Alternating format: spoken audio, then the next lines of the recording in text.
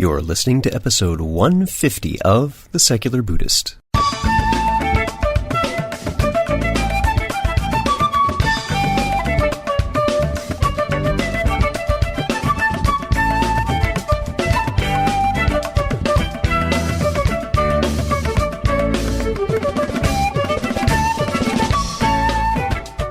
Welcome to The Secular Buddhist. I'm Ted Meissner.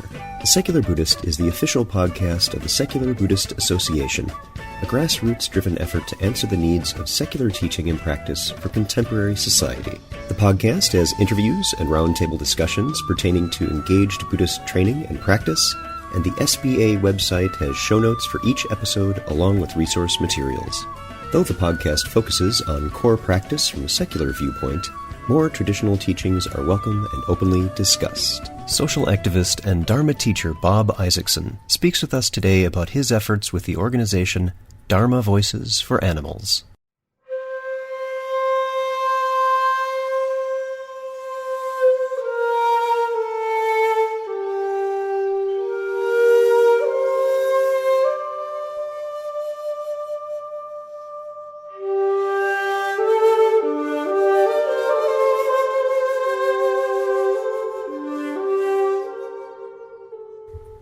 Hi everyone. Welcome to the new year 2013 and episode 150 of The Secular Buddhist. I'd like to thank everyone for listening, joining us on Facebook, following us on Twitter, and for participating on the secularbuddhism.org website's discussion forum. If you are participating in our January Practice Challenge, be sure to say hi on the page we've set up to support you in your daily meditation. If you found some value in this podcast, I'd like to ask you to take 5 minutes out of your day, head over to iTunes, and give The Secular Buddhist a positive rating and write a review. Just a few short sentences is plenty, and will help others find the same benefit you have. Today we're going to broaden our view of our practice of compassion to the animal realm, specifically around the topic of the foods we eat. I will admit to being an omnivore. Human beings consumed meat during our evolutionary history. It's part of our biological makeup. But many people have been questioning whether or not we need to continue with that habit, or if the limited resources of our little blue planet can sustain such dietary choices. And really, that's the part we often gloss over, that for many of us, what we eat is a choice, as it may not have been in humanity's history. This is not always an easy choice, nor are we dictating that one must make a change. But when we make choices of any kind, we should make them wisely, with compassion and understanding. Our practice, whether one is a traditional Buddhist or more secular, is inclusive of replacing the darkness of ignorance with the light of knowledge. Sometimes this light is a harsh one, and fair warning, on the episode page I include 2 video clips. One, Paul McCartney's Glass Walls, is extremely graphic in content. Nonetheless, I encourage you to watch it, especially if you're looking for incentive to make a transition to a less meat-based diet. The second video is a more positive inspiration, and what prompted me to give up bacon. The cute little piggy saves his buddy baby goat, and I make no apologies for including heartwarming content too. Bob Isaacson has practiced the Dharma in the Vipassana and Theravada tradition for 17 years. He was a civil rights, human rights attorney for 25 years, specializing in defending people against the death penalty. Bob currently teaches the Dharma, leads 2 sanghas, and leads day-long retreat and weekend retreats in the San Diego area, having been trained in Spirit Rock's Community Dharma Leader program. So sit back, relax, and have a nice V8. And our guest today is Bob Isaacson. Bob, thanks for being here. You're welcome, Ted. Glad to be speaking with you, and I wanted to get right into our initial set of questions about Dharma Voices for Animals.org, which is the website, by starting to have you tell us a bit about your background. Sure. So I was born and raised in Chicago. Been a Midwest guy until I came out here to San Diego in the mid-90s. So I'm really a Chicago guy, but I came out here for the weather and the ocean and the mountains, and so I practiced. I went to University of Illinois undergrad and the Michigan Law School. Love Chicago, but it was time to it was time for me to check out the West Coast, and I really haven't been disappointed at all. I love living out here. Practiced in Chicago. I got out of law school in 1972. It was really at the height of civil rights in Vietnam. And I became a lawyer because I wanted to engage in activism, which I did. I kind of found my niche. Took a job in the public defender's office after clerking for an appellate court judge in Chicago. And then good news, bad news was they passed the Illinois legislature death penalty law, the second and final generation of those. And I got interested in it. Was able to specialize in it. Appeared in the United States Supreme Court when I was 27, won a major case there. It actually was a murder case, but not a death penalty case on constitutional rights. It was called Brown versus Illinois. From that, I was able to get a lot of responsibility in working on these death penalty cases. And I wound up supervising all the cases actually in Cook County, which is the county that Chicago is in. And I tried a number of jury cases, death penalty cases, supervised literally hundreds of cases. And then my wife and I decided to come out here in '97 to San Diego. Since that time, the death penalty in Illinois has been abolished. So it's just wonderful closure on the work that we've done. My wife was also a death penalty lawyer in Chicago. So, death penalty work required really bringing attention to the racism and classism that is so prevalent in deciding who gets a death penalty and who doesn't. So that was my civil rights, human rights work. It involved other areas, but it primarily focused on the death penalty.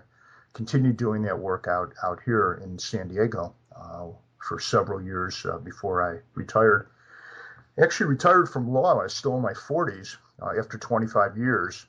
And my primary reason was, there's some personal reasons, but my primary reason was I had gotten into the Dharma in it was about late 94, early 95, and I wanted to go on long retreats. I just couldn't possibly do that while defending people against the death penalty. So I started doing that. After looking at Zen and Tibetan, I kind of settled on Theravada Vipassana and started going to retreats at Spirit Rock, which is just about an hour, 15-hour and 20-minute plane ride from here. Every year I go on at least 2 one-month silent retreats, either at Spirit Rock or at IMS in central Massachusetts.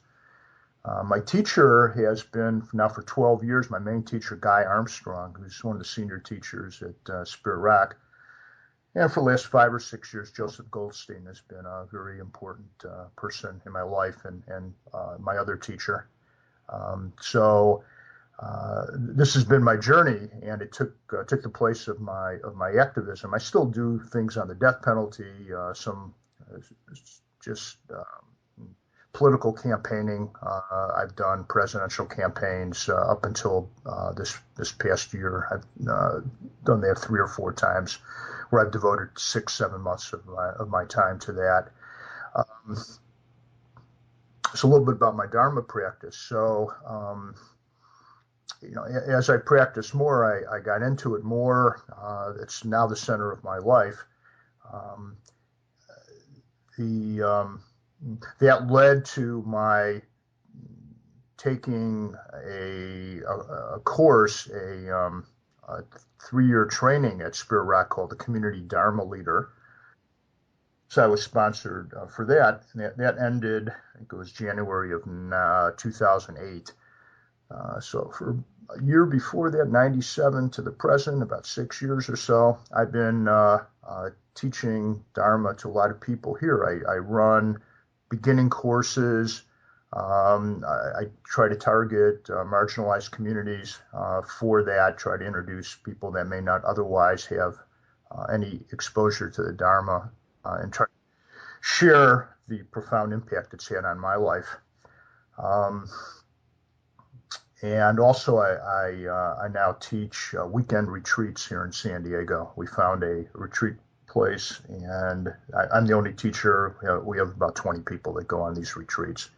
And also days of mindfulness, which are really mini retreats, 6 hours of silence. So the days of mindfulness, and I'm actually in the process of scheduling the next one. We've done 3 or 4 of those per year. I didn't mention I have 2 sanghas, one centrally located in San Diego, and the other one up here where I live in North County, San Diego, about 20 miles north of downtown. And we do those, which is really nice for people that can't get away. A lot of moms that can't get away because they have small kids at home. They can't go on retreats at Spirit Rock or at IMS. And also it supports my 2 sanghas, the members of the 2 sanghas that like to do intensive practice even for a short period of time. Bob, you had mentioned that part of your work in teaching is to share this practice with people who might not otherwise find it and have the opportunity to practice. Can you tell us a little bit more about that? Because that's segueing quite nicely into some other episodes we've been recently doing on diversity topics. Yes, so diversity is the cornerstone to that. So one project I had was to work with one of my students who identifies as Mexican American, is fully bilingual, and we ran a class open to everyone, but we really marketed it and advertised it to the Latino community here in San Diego, which is quite large and quite strong. And we did a series of six classes, and did that a ways back. And then some of the people that took the class then came into my sanghas and also joined our weekend retreats, overnight weekend silent retreats, and also the days of mindfulness. And we just had a conversation at our yearly party. I bring my 2 sanghas together to have a party at a vegetarian restaurant in San Diego. And we're gonna do this again. We're going to not only repeat another class series, making it bicultural and bilingual, but also we're going to either extend this idea or have a completely separate series of classes for community organizers. There's a I probably shouldn't mention the name of the organization until we're on board, but our classes actually are at a particular organization that deals primarily with immigration reform.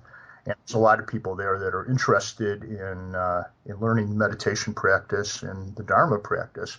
And I will, along with my student, come up with something for them. It might be a weekend, it might be a series of classes, perhaps every week, to really support them in doing so that they can do their work in a kinder, gentler way for themselves and for the people that they touch. So that actually will happen. We have the support of the person who's on the board there at this organization. So I'd like to do that. Furthermore, I'm in the middle actually of another class series where we are reaching out to the LGBT community. I co-taught with a friend of mine who's an experienced teacher who identifies as a gay man. He wanted also to reach out to LGBT community, and we have a terrific group. Although it's just a class, it's not a sangha. It really has a feel of a sangha. People are coming together, and some of those people are coming into our ongoing groups. We may make this class transition into a sangha, and people are coming, with their partners, and it's really a safe space to explore what it is, explore the workings of our mind in a safe, comfortable place. Those are some of the things that I've been doing. That's wonderful. That's listeners to the podcast will sense a theme in recent episodes that we're exploring issues of diversity, whether they be sanghas of color or in the LGBT community or others. Part of the secular approach is a recognition of the diversity of the people who do practice, that you don't need to belong to any one tradition or any kind of designation. It is important, nonetheless, to have this, and people do need safe spaces. That's part of what our practice is about. So, Bob, thank you for your efforts on that as well. Yeah. You're welcome, Ted. Thanks for acknowledging that. I appreciate it. It gives me great joy to do that. It's an extension of the work that I did as a civil rights, human rights lawyer, and it's what really interests me. So I want to continue to do that. So taking a segue then to a much wider net of life forms than just people, what prompted you to start the site that we're talking about today, which is Dharma Voices for Animals? Tell us a bit about that. Yeah, thanks for asking. So my personal journey around the issue of how I caused and supported suffering of animals began about 40 years ago when I started reading some books. Actually, I knew a girl when I was probably 17 in high school, and we would talk in the back of the school bus, and she told me she was a vegetarian. I'd never even heard of that. I didn't even know what it was. Back in the early 60s. I mean, like, nobody ever, at least around me, ever used the word vegetarian. And she told me the reason that she didn't want to support the suffering of animals. And it took me actually several years, well, not till I was in my mid-20s before I looked at my own actions and the consequences of it. And I decided I was going to stop eating animals. I was going to become vegetarian, which I did. Then fast forward to and really did very, very little. I was aware of the terrible suffering, and I was consumed really by my own work, and didn't really do much except write a letter here and there, make a phone call. I joined a few animal rights organizations, but really did very little. When I retired from the law practice and really was able to devote my time and energies to the Dharma, I started to see how the Dharma communities here in the United States, at least, don't talk about, don't seem to, the folks that run Dharma centers and the people that go to them, don't as a whole have so much consciousness around these issues, around the ways that we cause suffering of animals. And quite frankly, if I had seen this, if I had known that, most of the Western teachers, let's put it this way, many of the Western teachers are not vegetarian. It would have been more difficult for me to let go into the practice and to trust.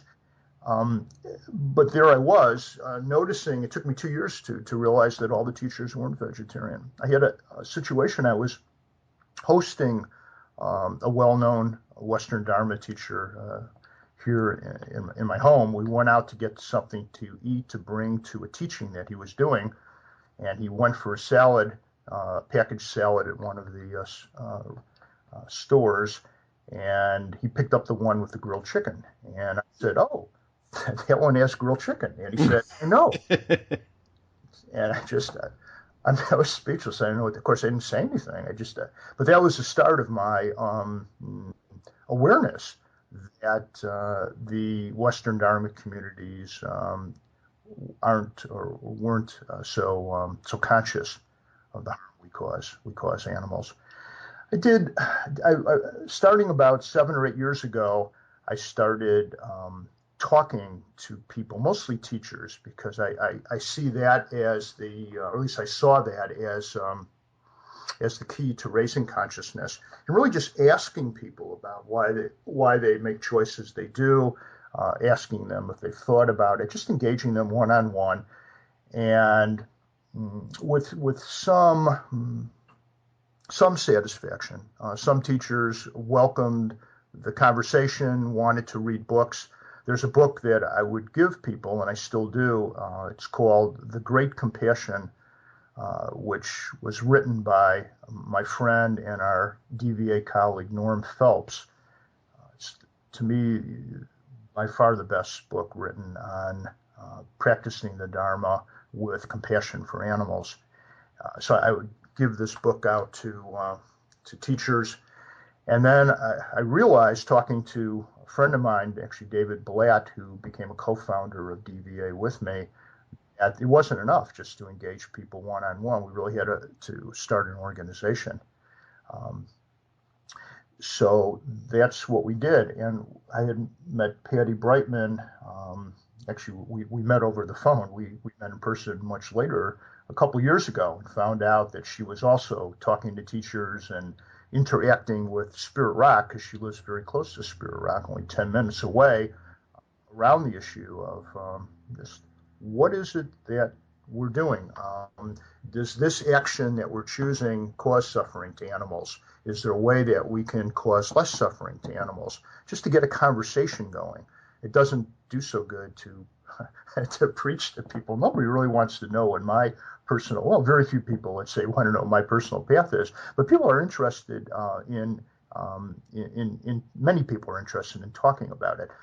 This really segues into the purpose of DVA. The purpose is not to change the habits of all the people that practice Dharma in the world. We've become an international organization. I'd like to say a little bit about that at some point. But the purpose really is to get a dialogue going. Now, we're confident that if people who commit themselves to this amazing practice, when the Buddha talked about compassion and non-harming and right livelihood, and this is this should be a fertile ground for an animal rights, animal welfare, spiritual path. But somehow we got uncoupled from that in the West. We want to get the dialogue going, and we're trusting that once people talk about this and look at it, the results will be much better for animals than what we're experiencing right now. Yeah, and part of raising that dialogue, making sure that happens, is simply awareness of what it is that happens. We don't often question, as we're enjoying our dinner, exactly where it came from or how it got there or the process involved to put it on our plates. And I would suggest the same thing, for example, in the pet trade and much of the suffering that occurs there as well. And having these dialogues it hinges upon just being aware that it's happening at all. Exactly. It's really a good point. So much of what we do is by habit. I mean, that's really the basic teaching, that our minds have certain habits that lead us and others to suffering. And the practice is to look at the mind so we can change the habits. And our habits around eating meat, as you point out, or eating animals, as I say, because it's greater than just beef. Of course, it's eating of animals, animals that fly and animals that make their lives in water, in the oceans and lakes. Having discussion about this, bringing this out of the closet, as I like to put it, into the open, so that there's an opportunity for someone to take a look at what they're doing, for a person, a decision maker at a retreat center, to take a look at why is it that we're still buying products, hygiene products and cleaning products that are tested on animals. And I've been to retreat centers. I mean, it's so easy to not do that. but it's the dialogue that starts it. I mean, it was the conversation that I had in the back of my school bus on my way to Niles West High School, probably my senior year, that started me. It took me a while because I really didn't have a lot of support. Didn't really, as I mentioned, didn't know anyone. But that was the seed that was planted. So that's what we're trying to do. We're trying to plant seeds here and there, and really to make DVA or Dharma voices for animals. We do call ourselves DVA for short, is to really to make this conversation international, encouraging people and organizations from all around the world to get involved in this. Yeah, Bob, you mentioned that you've become an international organization. Tell us more about that. Yeah. So we have a list of our members, those members who do not opt out of having their names and where they live listed on our website. All but about 20 or 25 of our members have given us permission to list both their names and where they're from. You can see an amazing international flavor.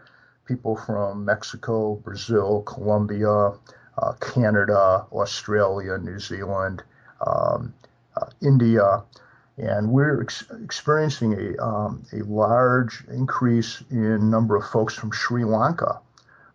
We have an article up on our website by a Sri Lankan scholar, people who are very much involved in the Dharma scene in Sri Lanka.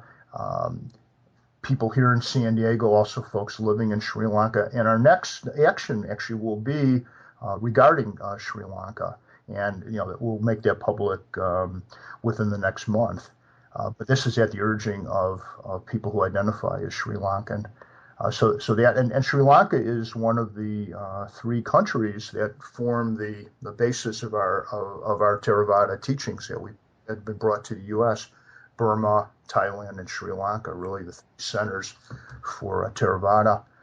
It's a very rich culture. Over 70% of the people in Sri Lanka identify as Buddhists. The Constitution of Sri Lanka talks about the primary purpose is to protect Buddhism as the national religion, at the same time to respect minority religions and folks that do not practice as Buddhists and do not identify as Buddhists. It's clearly a Buddhist country, both in custom and legally, because of the words of their constitution. We welcome our brothers and sisters in Sri Lanka. So tell us more about the site itself. I know you have some really good, well-developed content there. I'd like to have you share a little bit about the petitions and the resources sections of the site.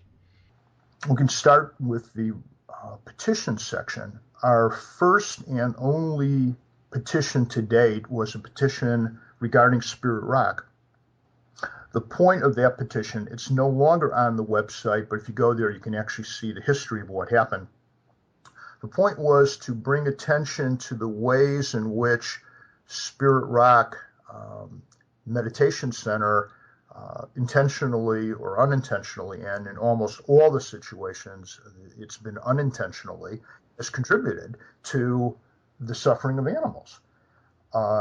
Examples being not so much awareness around choices of products that were purchased. And now they're absolutely 100% cruelty-free. There is a practice recently developed where people bring all kinds of non-vegetarian food into the dining room. The meals there are actually vegetarian; they're not vegan, so their animal products are used, but there's no eating of meat or chicken, turkey, or animals that live in the sea or lakes. But people will bring in their own food, and it's done. I'll sit at a table there during the month retreat and watch people eating animals.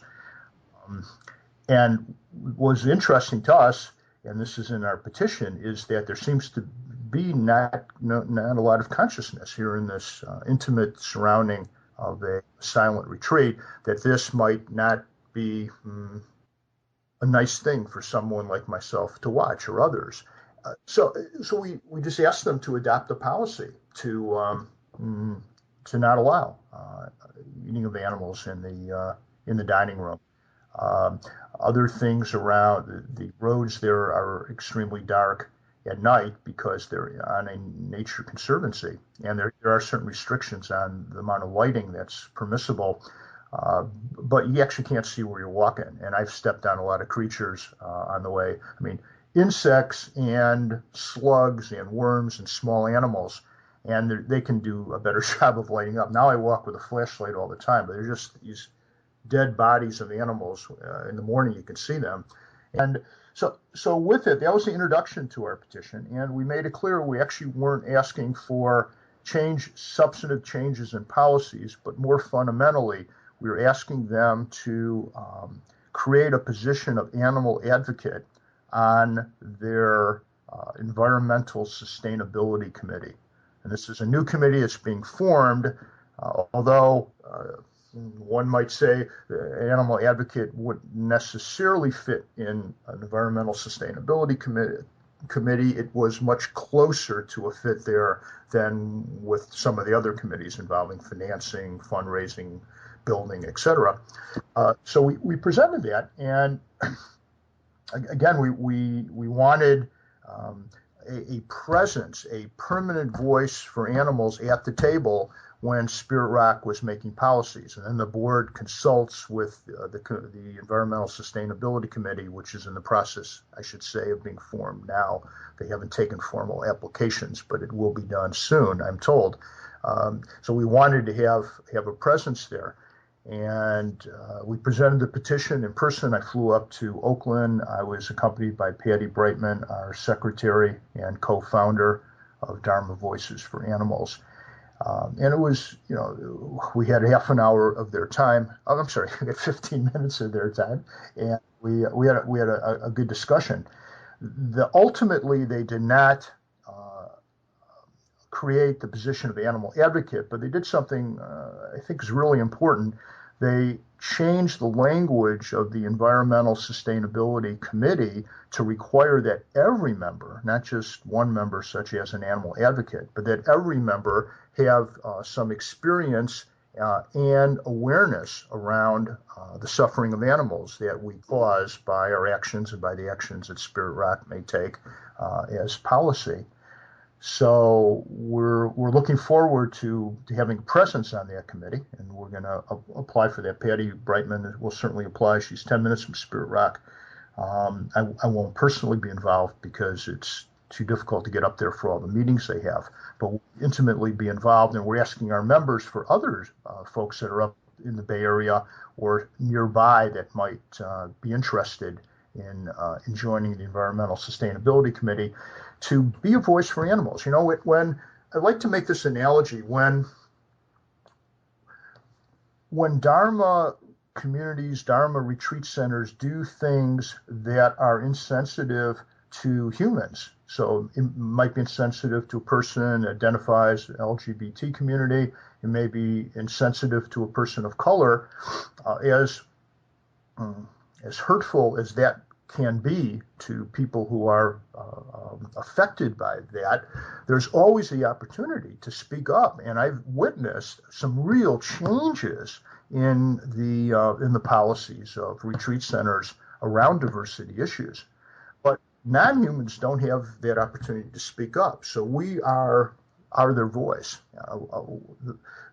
The founders, but our members are the voice for animals. The animals haven't chosen us, of course, but we're their voice, and that's really the principle that we wanted to apply to Spirit Rock. And Spirit Rock was chosen not because Spirit Rock is doing a worse job than other Western Dharma centers, but because Spirit Rock is incredibly large. They have over 40,000 people that go to their retreat center, either for day-longs or overnight retreats or for different workshops that they have there. So their influence is absolutely huge, and because most of us have been involved and were involved in Spirit Rock, so it was our community for some of the founders. So that's why we chose them. They're internationally known. The Dalai Lama's been there several times. Thich Nhat Hanh used to give talks every year up on the hillside where the meditation center now, meditation hall is now located.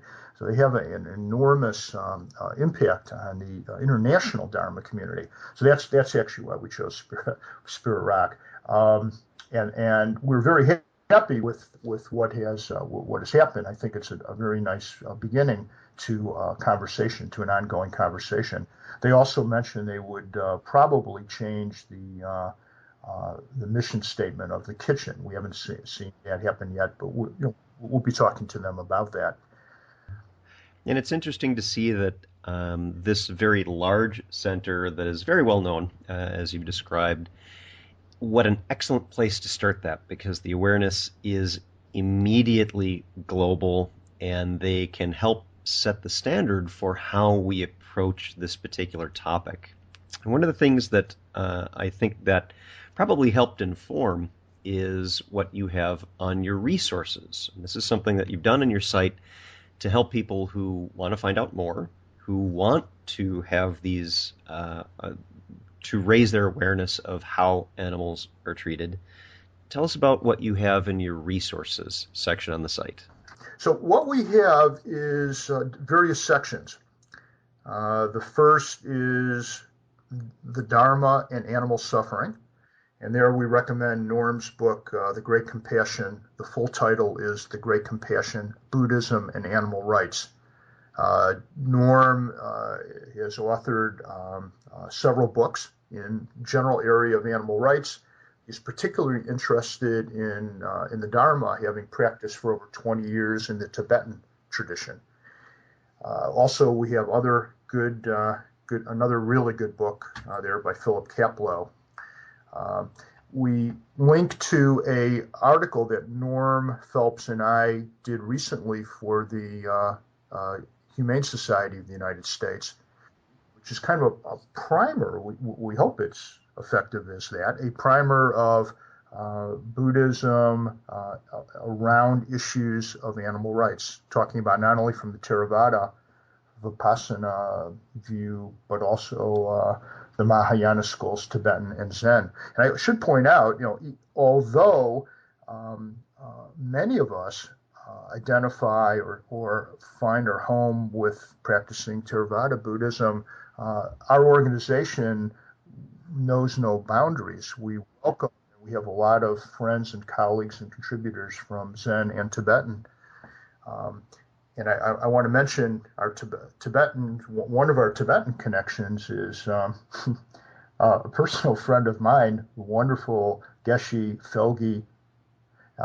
Geshe, which means doctor in Tibetan. He's a PhD, currently teaches at Gonzaga University. You can see him on our Who We Are page.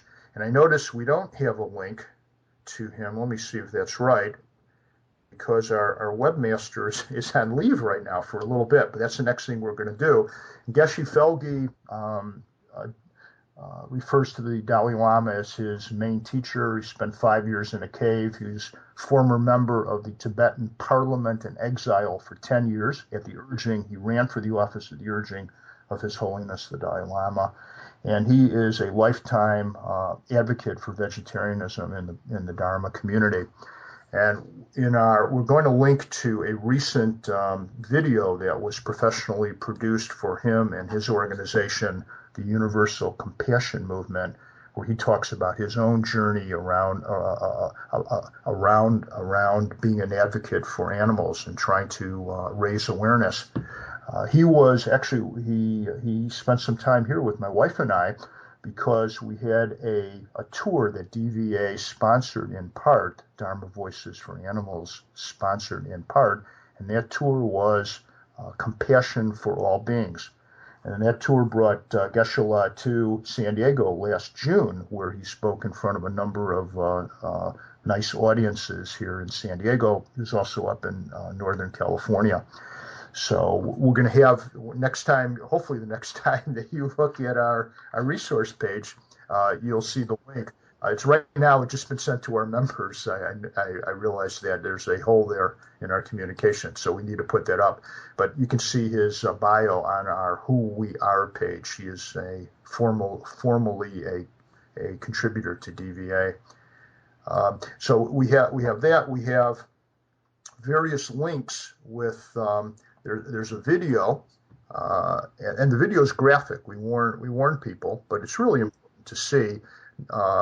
It's a video page. One is called Glass Walls, narrated by Paul McCartney. It's about factory farms, the lives that animals lead before they wind up on our plate, and also the slaughterhouses. The second is called Meat, M-E-E-T, Your Meat, M-E-A-T, narrated by Alec Baldwin. And there's a website that has that also links to those videos. They're about 12, 13 minutes. Geshe Felge, when he delivers his teachings, often likes to play Paul McCartney's Glass Walls. He did down here in San Diego. We link to other animal rights organizations that really don't have the Dharma connection for information for people that might be interested in that. We have, this is a site I really like because my wife and I do some traveling. It's called happycow.net, and it's vegetarian and vegan restaurants in the U.S., but also around the world. Recent trip, we were following some of the recommendations and found some wonderful places all around the world. There's link to vegan recipes, also vegetarian recipes there for those that practices vegetarian, and some support for transitioning from a meat-eating diet to a non-meat-eating diet. Yeah, I like that one in particular because for people who have the awareness and they've kind of been thinking about making that transition, just knowing where to start and how to do that in a manner that's going to be positively influencing on their health and their general well-being, of course, is sometimes challenging. And so you've put resources like this out there to help with that transition. Yes, and I'm really happy that you said that, because that's really important. This is a win-win. I mean, not only are animals spared some terrible suffering when we make choices to spare them, but also we're helping ourselves. There's so much research done, like the China study. There's links to different places like the PCRM, the Physicians Committee for Responsible Medicine, that has excerpts and discussions about the China study. It's the largest dietary study ever done, and pointing to what most of us know intuitively or from other sources, that there's no better way to support our own health than to stop eating animals. And there also are other reasons. This is something, and this I'm right at the bottom here, so this goes along with where I'm headed in describing our page. We call it environmental issues. It's a link to PETA, which is the largest animal rights organization in the world. And on this page, you'll find statistics from the United Nations that some people find shocking, that the meat producing, and this includes cattle, pigs, chickens, turkeys, that the production of animals for our consumption at the dinner table produces 40% more greenhouse gas emissions than all of the transportation in the world. This is the United Nations, all the cars, all the trains, all the planes, all the boats, all the motorboats, all. So you're really doing, for those that care about our environment, and most of us in the Dharma community do, at least the ones I've talked to. I mean, stop eating animals is the path to do that. Also, it takes 10 times as much water to produce a gram of meat than it does to produce a gram of plant food. So if you eat the non-animal based food directly rather than eating it through an animal that eats the plants, you're saving the world a great deal of water, and that's going to become, or is already becoming, our next scarce resource. And feeding the poor, 10 times, the same statistic, 10 times as much, 10 times as much plant to feed so let me put it this way: 1 gram of plants eaten directly equals 10 grams of plants eaten through eating an animal. The animal eats 10 grams for every gram of weight that it has before it winds up on the dinner table. So also from feeding our planet and hunger, which is of course a worldwide problem, a plant-based diet is the way to go. So these are important. But to get back, if I could, to your point about, it's really hard. I mean, I found it hard, especially back when I was, there weren't websites to help, and I didn't really have support of others because I didn't know anybody that was vegetarian. It is still really difficult to make a transition because, in Christmas time, Thanksgiving time, we connect with our families and our friends, and the tradition is for most of us, underline that, is to eat a non-vegetarian, an animal-based diet.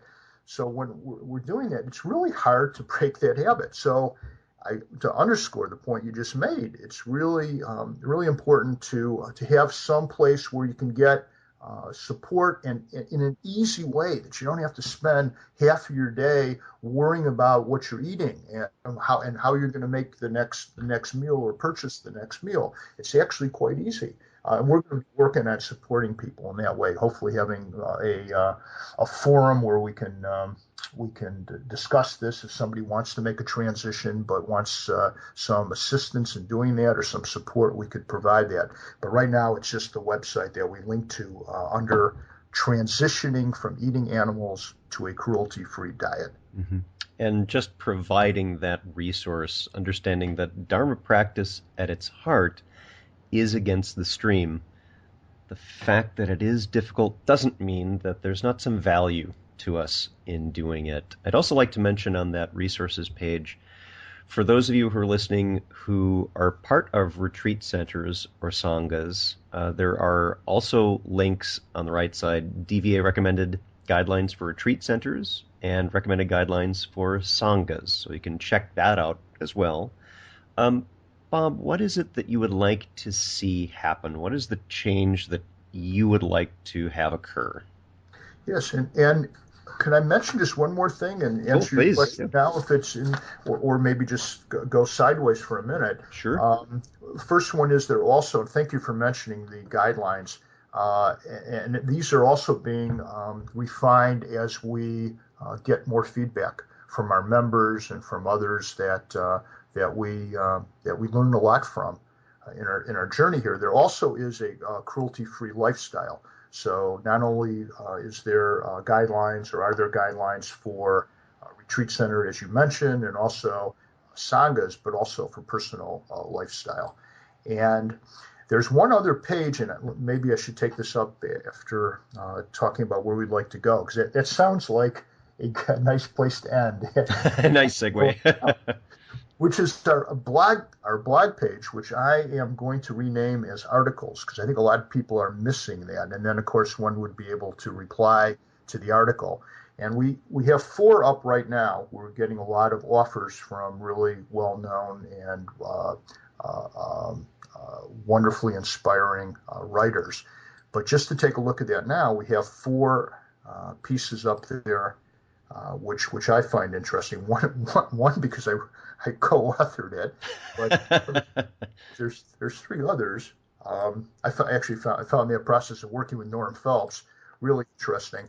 We recently had published an abridged version of the article that you can find on our blog page. And the name of the article that I co-authored with Norm Phelps is called "On the Bodhisattva Path, I Stopped Off for a Burger." That title actually was Norm's idea. He has an amazing ability to pick. It's a good title. I like that. And for people who are listening, bear in mind you do have the ability to comment on those pages as well. So be sure to check that out too. Yeah, thank you for mentioning that, and that's really, really important. If we can get some threads going there, we have some. People are definitely replying, but we like to see as much action there as possible.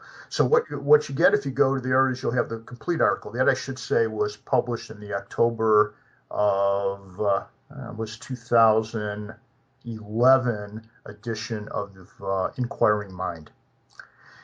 And the topic for the entire magazine or journal was the Bodhisattva Path. That ties in with our title. And then another article up there is called Observing the First Precept. And that was written by an internationally renowned scholar from Sri Lanka. His name is Professor Mahindi Palihawandana. And you can read that on our site. And he goes back into the teachings, into the suttas directly, and also shares his own culture, the Sri Lankan culture around this issue, around the issue of eating animals or refraining from doing that as part of Dharma practice. And then just to mention the others there, put on the site excerpts from Norm's book. I highly recommend this as well. It's the introduction of his book, The Great Compassion. You could read that and see if you're interested. You can go out and buy or borrow Norm's book. This is a direct discussion of what the Buddha said and what it means in the 21st century. And then the final article is by best-selling author Will Tuttle. Will was trained as a Zen priest, spent a number of years of his life in the Zen practice, and his book is The World Peace Diet. Will is an active member of DVA, and he published on our site an article called Samadhi and Sojin. It's from the Zen tradition. You can take a look at that, and please comment. That would be wonderful, as Ted was suggesting. And do, by the way, come to the episode page for this episode, because a number of the resources that Bob is mentioning here, like the book that Norm has written, I'll have that on the episode page. You can order it straight from there, and it's just a plain old Amazon link, so you'll be able to do that. And do consider coming on to the DVA site, because we will, of course, link to that and participate in their discussions. I know we've had some discussions on the Secular Buddhist Association site recently on meat eating, which is one of the reasons I wanted to have this episode in the sequence of episodes that we've got, and to speak to Bob about what his efforts have been and what the resources are for people who are interested in perhaps making a change, or you already have and you're looking for further support for what you're doing. Bob, what are some of the changes, segueing on back on over to our final question, on some of the changes that you'd like to see come out of this? Well, what I would like to see happen is a significant, game-changing change in the consciousness of our Dharma community, which will be brought about as individuals change their consciousness around these issues. And I've been talking a lot, almost exclusively, about whether to eat animals or not. And of course, one can do this in stages. Very few of us actually change from eating or being a vegetarian from being a meat eater to a vegetarian. It can be a process, as Norm and I point out in an article. You might just take one day a week and say that's vegetarian day. Monday has become popular as a day to abstain from eating meat, not in the Dharma community, but actually with a lot of organizations in the United States and worldwide. It might be a meal. You might say, instead of eating bacon or sausage at breakfast, I'm going to have a vegetarian, or better yet, a vegan meal. There's plenty of products. 40 years ago when I started my practice as vegetarian, the products were really not very, very good. They didn't look very good, and they didn't taste very good. And I don't know if they were as healthy as products on the market now. There's a tremendous range of products that are high in protein and with other important vitamins and minerals that we need that are fully vegetarian and vegan. So it'll start with individuals. I'd like to see retreat centers such as Spirit Rock, such as Insight Meditation Society in Barre, Massachusetts, such as smaller centers around the country, including Zen centers and retreat centers, and then also internationally as we start having conversations with Indians and Sri Lankans and Thai folks about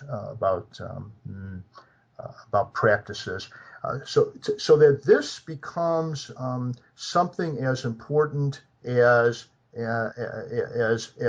speaking without harming, practicing with full authenticity, non-harming speech. Same as it is around not taking what's not offered. Another precept.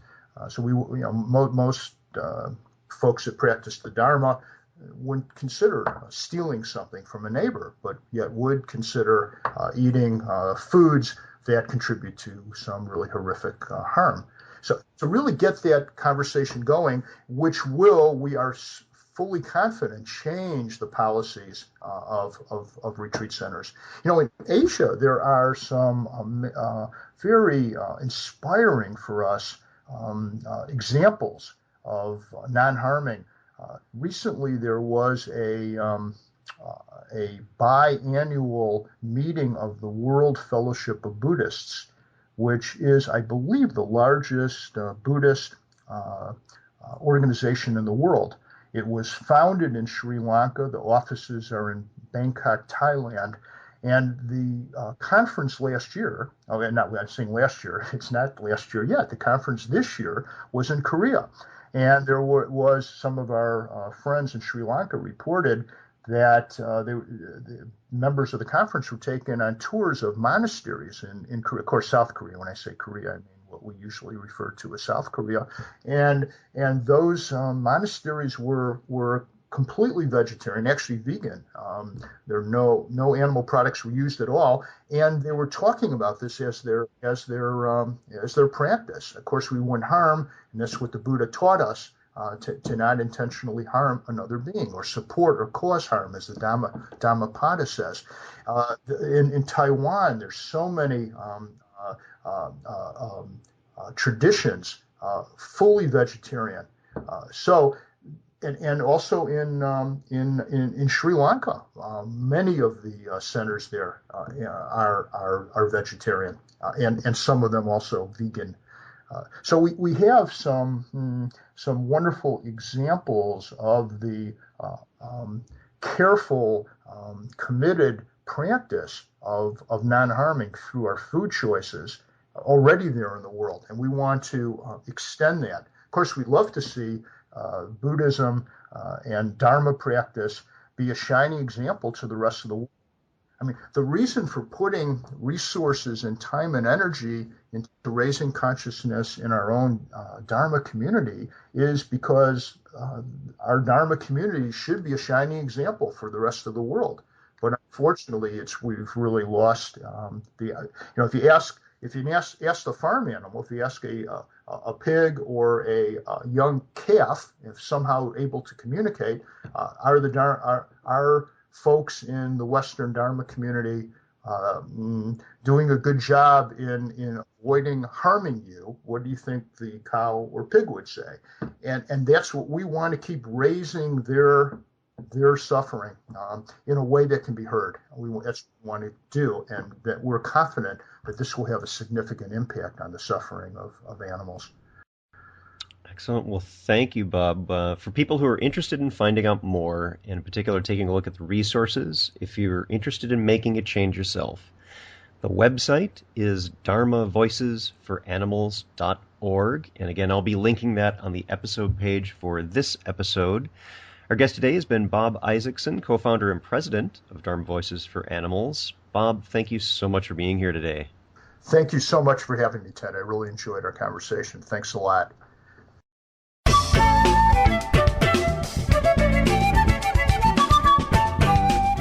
Thanks for listening. If you'd like to learn more about something you've heard in today's podcast, please come visit the SBA website at secularbuddhism.org, and you'll find an entire webpage devoted to this and every episode. Discussion about this episode can be found on the episode page itself, along with show notes.